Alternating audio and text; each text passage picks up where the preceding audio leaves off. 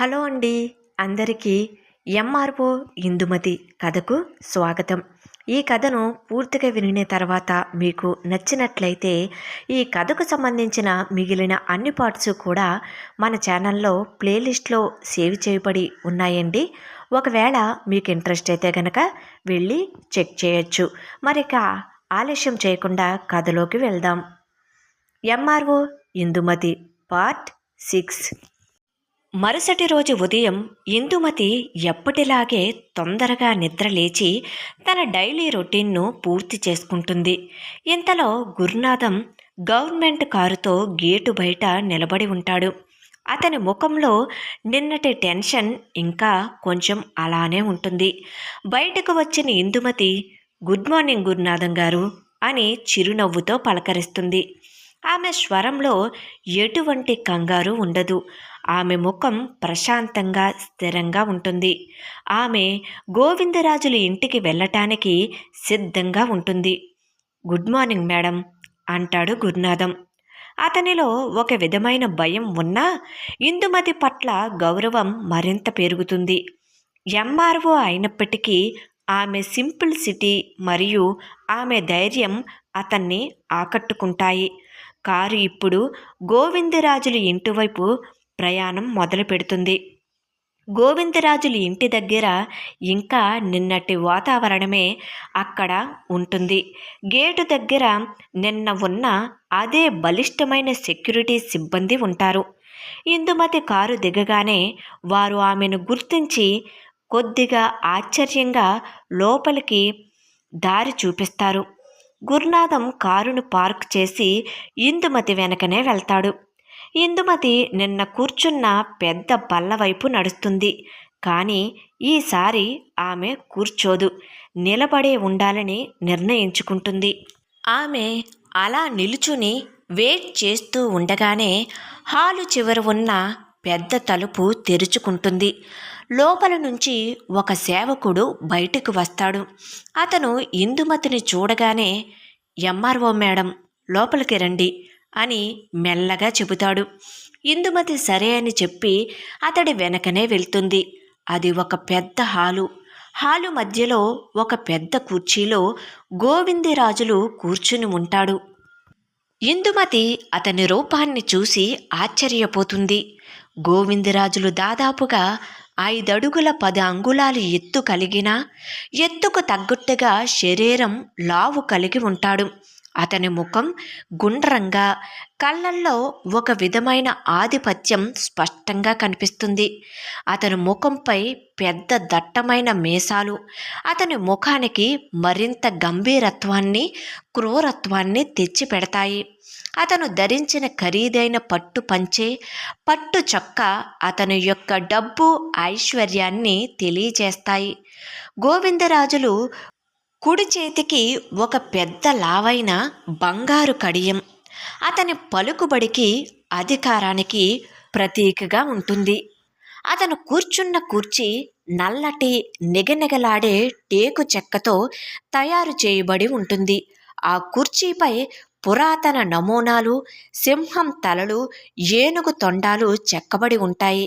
అది ఒక సింహాసనం మాదిరిగా ఉంటుంది.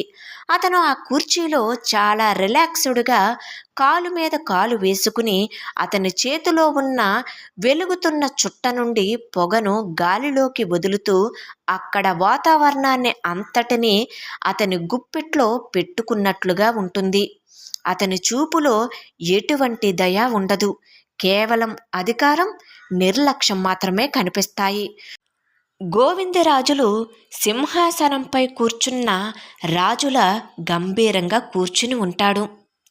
గోవిందరాజులు కూర్చున్న తీరు, అతని చేతిలో ఉన్న చుట్ట, అతని కళ్ళల్లోని నిర్లక్ష్యం ఇందుమతికి అతని పొగరబోతు స్వభావాన్ని కళ్ళకు కట్టినట్లు చూపిస్తాయి. అక్కడ హాలులో ఉన్న అందరూ అతని ముందు తల దించుకుని నిలబడి ఉంటారు. అతని అధికారం ఎంత బలంగా ఉందో ఇందుమతి అర్థం చేసుకుంటుంది. గోవిందరాజులు కూర్చున్న వైపుగా ఇందుమతి అడుగు వేస్తుంది. ఇందుమతి అతనికి సుమారు 10 అడుగుల దూరంలో ఆగి నిలుచుని ఉంటుంది. గోవిందరాజులు కళ్ళెత్తి ఆమె వైపు చూస్తాడు.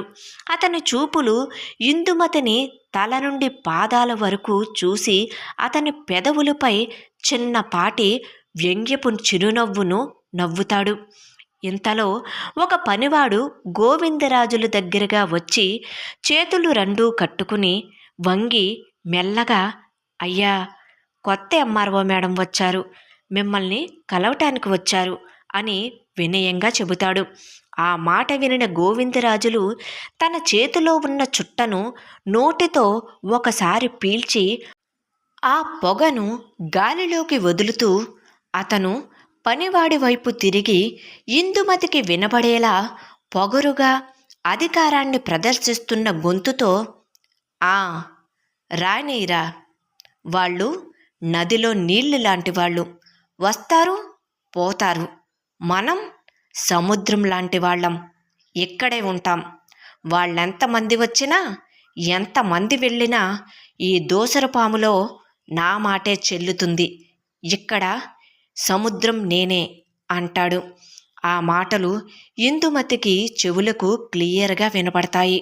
గోవిందరాజుల మాటలలోని నిర్లక్ష్యం, దురహంకారం ఆమెను తీవ్రంగా కలిచివేస్తాయి.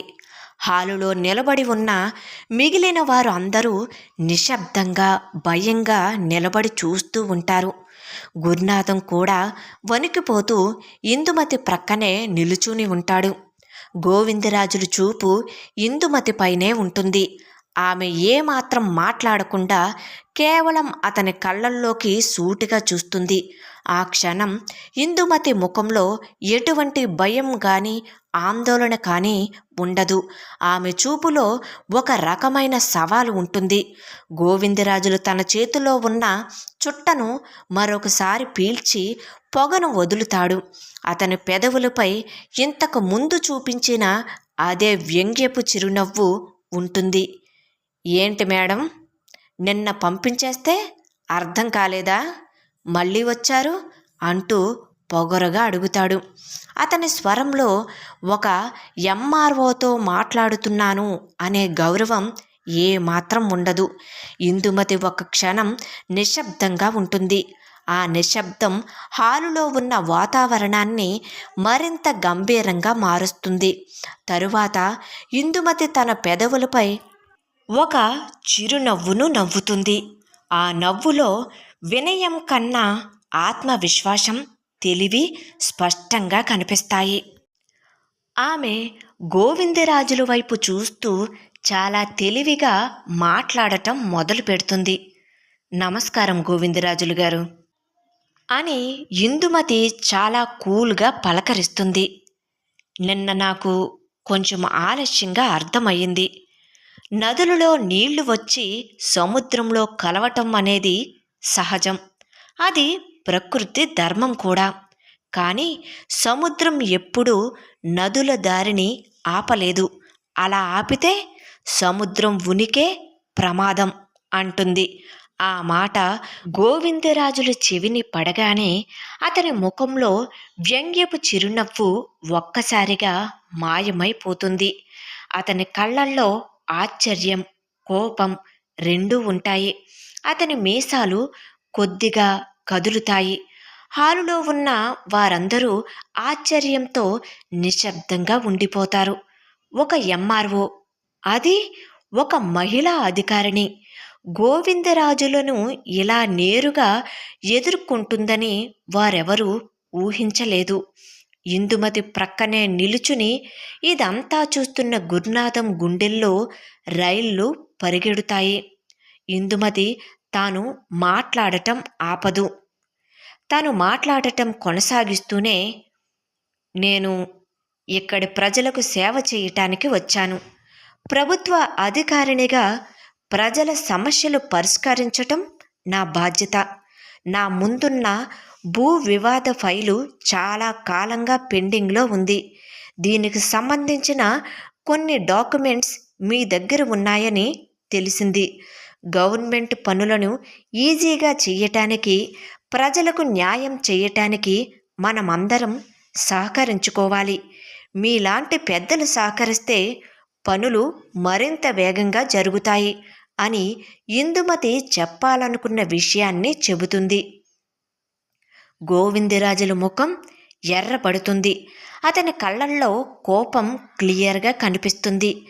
తన అధికార దర్పానికి, తన పొగరు మాటలకు ఇలాంటి సమాధానం ఇందుమతి నుండి వస్తుందని అతను ఊహించలేదు.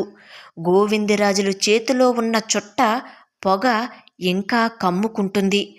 అతను ఇందుమతిని చూసి కోపంగా, ఏం నాకు పాఠాలు చెబుతున్నావా? కొత్తగా వచ్చావు. ఈ ఊరు ఎలా ఉంటుందో నీకు తెలియదు. ఇక్కడ నా మాటంటే మాటే. నేను చెప్పినట్లు జరగాలి, అంతే. నా పనులు నేను చూసుకుంటాను, నువ్వు నీ పని చూసుకో అంటూ కసిగా కోపంగా అంటాడు. నేను కూడా అదే చేస్తున్నాను గోవిందరాజులు గారు. ఇందుమతి గొంతులో అదే చురుకుదనం. కానీ ఇప్పుడు కొంచెం కాన్ఫిడెన్స్ పెరుగుతుంది. ప్రభుత్వం అంటే ఒక వ్యక్తి కాదు, అది ఒక వ్యవస్థ. ఆ వ్యవస్థ ప్రజల కోసమే పనిచేస్తుంది. నా పని ప్రజలకు న్యాయం చెయ్యటం. నేను చేసే పనిలో ఎటువంటి ఆటంకాలు ఉన్నా వాటిని తొలగించుకుంటూ వెళ్ళటం నా బాధ్యత. మీరు నాకు సహకరించకపోయినా ఈ ఫైలును పూర్తి చేయటానికి నాకు చట్టబద్ధమైన మార్గాలున్నాయి. నది సముద్రంలో కలవకపోయినా తన ప్రవాహాన్ని ఏమాత్రం ఆపదు. అది దాని దారి వెతుక్కుంటుంది అని అంటుంది. ఇలా ఇందుమతి మాట్లాడిన మాటలు గోవిందరాజులకు ఇంకా కోపాన్ని తెప్పిస్తాయి. అతని చూపులు మరింత తీవ్రమవుతాయి. అతను కోపంగా తన చేతిలో ఉన్న చుట్టను నేలకేసి విసిరి కొడుతూ, ఇంకా ఎక్కువ మాట్లాడితే మంచిది కాదు, నువ్వు వెళ్ళిపోవచ్చు అని అతను గట్టిగా అరుస్తూ చెబుతాడు. ఇందుమతి మాత్రం నిలుచున్న చోటు నుంచి కదలదు. ఆమె అలానే గోవిందరాజుల వైపు చూసి తన చేతిలో ఉన్న ఫైలును గోవిందరాజులు పనివాడికి అందిస్తూ, ఈ ఫైలుకు సంబంధించిన పేపర్స్ రెడీ చెయ్యండి, అవి అందగానే నేను మళ్ళీ వస్తాను అని కూల్గా చెబుతుంది. ఆ తరువాత గోవిందరాజుల వైపు ఒకసారి చూసి ఎటువంటి మాట మాట్లాడకుండా నెమ్మదిగా వెనక్కి నడుస్తుంది. ఆమె వెళ్ళిపోతుంటే గోవిందరాజులు ఆమె వైపునే కోపంగా చూస్తూ ఉంటాడు. గురునాథం కూడా ఇందుమతి వెనకనే వెళ్తాడు. ఇందుమతి తిరిగి ఇలా వెనక్కి నడుస్తూ ఉండగానే అదే సమయంలో లోపల నుంచి ఒక అమ్మాయి కాఫీ కప్పులను ఒక ట్రేలో పెట్టుకుని అటువైపు వస్తుంది. ఆమె వయసు సుమారుగా 18 సంవత్సరాలు ఉంటాయి. ఆమె చూడటానికి బంగారు రంగు ఛాయతో, కళ్ళు పెద్దవిగా చాలా అందంగా ఉంటుంది. కానీ ఆ కళ్ళల్లో ఆ వయసుకు తగిన ఉత్సాహం, ఆనందం, సంతోషం ఏమీ కనిపించటం లేదు. వీటికి బదులుగా ఒక విధమైన నిస్సహాయత, బాధ మరియు భవిష్యత్తు లేని బానిస బ్రతుకు యొక్క ఛాయలు స్పష్టంగా కనిపిస్తాయి. ఆమె వేసుకున్న సాధారణ ఒకే రంగు క్లాత్తో కుట్టినటువంటి పరికిణి జాకెట్, ఆమె పనులు చేసే తీరు ఆమె ఒక సాధారణ ఇంట్లో పనిచేసే మనిషి అని తెలియజేస్తున్నాయి. ఎంఆర్ఓ ఇందుమతి కథ కొనసాగుతుంది. కథ నచ్చినట్లయితే తప్పకుండా లైక్ చేయండి. అదేవిధంగా దయచేసి కథ ఎలా ఉంది అనేది కామెంట్ సెక్షన్లో తెలియజేస్తే నాకు ఇంకా చాలా సంతోషంగా ఉంటుందండి. ఈ కథను నేనే రాయడం జరిగింది. మీరు కామెంట్ సెక్షన్లో తెలియజేస్తే కథ ఎలా రాస్తున్నాను అనేది నాకు కూడా అవగాహన ఉంటుందండి. Thank you.